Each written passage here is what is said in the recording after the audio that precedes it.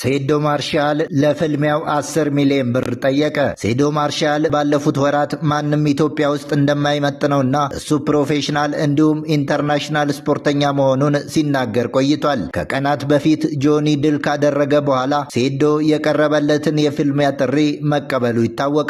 ሴዶ ማርሻል አዘጋጁ አካል ካሁኑ ዝግጅት እንዲያደርግ ሲናገር የነበረ ቢሆንም 10 ሚሊዮን ብር ካልተከፈለኝ አልወዳደርም ማለቱ ተሰምቷል። አሸነፍኩም ተሸነፍኩም 10 ሚሊዮን ብር ቅድሚያ ካልተከፈለኝ ጆኒን አልገጥምም ያለው ሴዶ አዘጋጁ ለጌታቸው ግልጽ ምላሽ ሰጥቷል።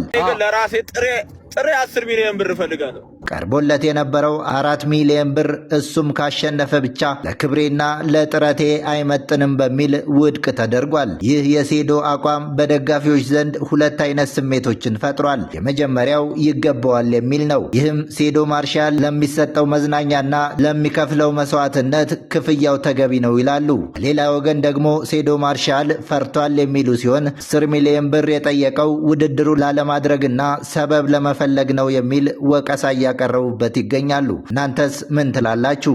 ሴዶ ማርሻል ለፊልሚያው 10 ሚሊዮን ብር ይገባዋል ወይስ የፍርሃት ሰበብ ነው? ሐሳባችሁን በኮመንት አጋሩን። እናንተ ፕሮፌሽናል ነው ብላችሁ ከጀመራችሁት አይቀር ማለት ነው ይሄን አክል ብር አስቀምጣችሁ ሳይሆን ራሱ የቻለ አካሄዳለሁ ፕሮፌሽናል።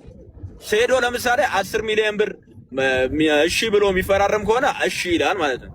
እንቁራሪቷም እንደዛ ካሰበች የሆነ ነገር የምታስበው 500 ሺህ ካሰበች 500 ሺህን ትስማማለች። ከዛ ትገባለች።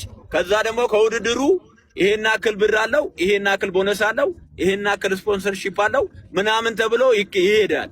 ይሄ ነው ፕሮፌሽናል አካሄዱ ማለት ነው።